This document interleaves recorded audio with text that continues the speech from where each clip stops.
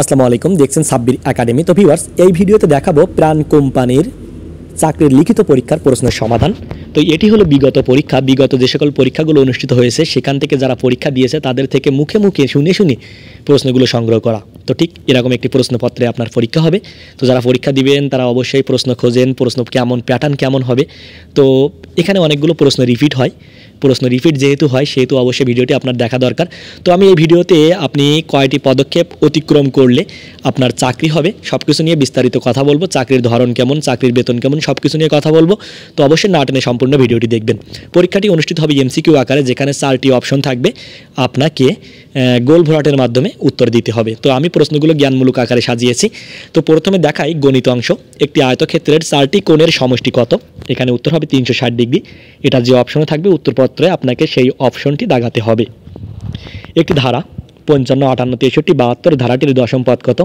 তো অঙ্কটির উত্তর আমি এখানে দিয়েছিলাম, হয়তো টাইপিং মিস্টেকের কারণে এখানে আসেনি। তো আমি অবশ্যই উত্তরটি কমেন্টসে জানিয়ে দেব, অবশ্যই কমেন্টস বক্সটি চেক করবেন। তো দেখেন, 60 জন ছাত্রের মধ্যে 42 জন ছাত্র ফেল করলে পাশের হার কত? এখানে উত্তর হবে 30 জন। তো আমি কিন্তু আমার চ্যানেলে নিয়মিত গণিতের ক্লাস নিচ্ছি।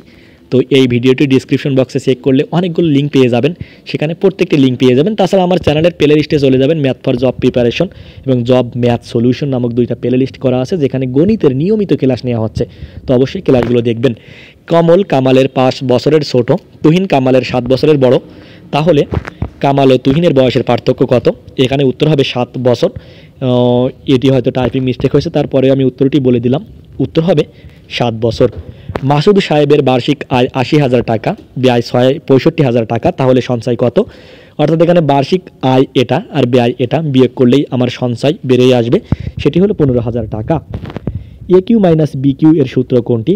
এ কিউ মাইনাস বি কিউ এর সূত্র হলো A minus B into A square plus A B plus B square. এর আরও একটি সূত্র আছে, সেটি হলো A minus B whole cube plus 3ab into A minus B. অপশানে যেটি থাকবে আপনি সেটি গোল ভরাট করে দিবেন। একটি আরএফএল বালতি 560 টাকায় বিক্রয় করায় 12% লাভ হলো, জিনিসটির ক্রয় মূল্য কত? উত্তর হবে 500 টাকা।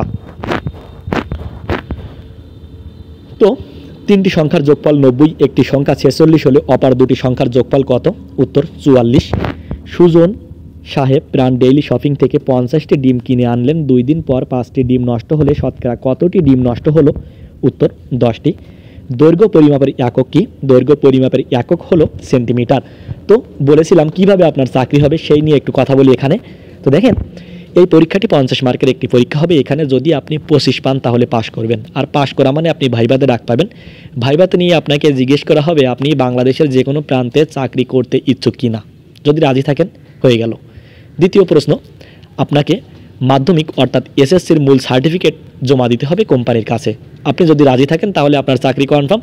আপনাকে বাংলাদেশের যে কোনো এক জায়গায় চাকরি দিয়ে দেবে, আপনাকে বিক্রয় প্রতিনিধি হিসাবে চাকরি করতে হবে। আপনাকে কিন্তু অবশ্যই এসএসসির মূল সার্টিফিকেট তাদের কাছে জমা দিতে হবে। তো এখন সাধারণ জ্ঞান অংশ দেখব। আয়তনে বাংলাদেশের বৃহত্তম বিভাগ চট্টগ্রাম।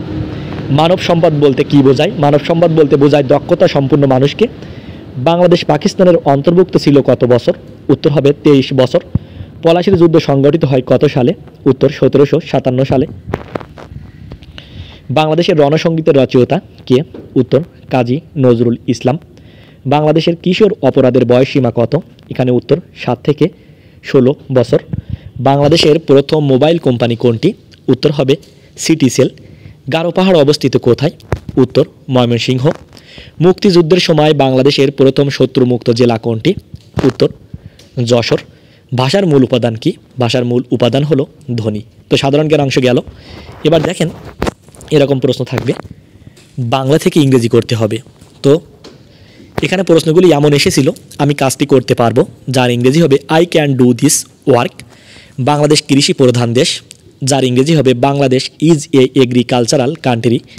আমার একটি চাকরি দরকার, যার ইংরেজি হবে আই নিড এ জব। তারপরে আসবে ইংরেজি থেকে বাংলা করার। তো এরকম প্রশ্ন এসেছিল, the pan is made of iron.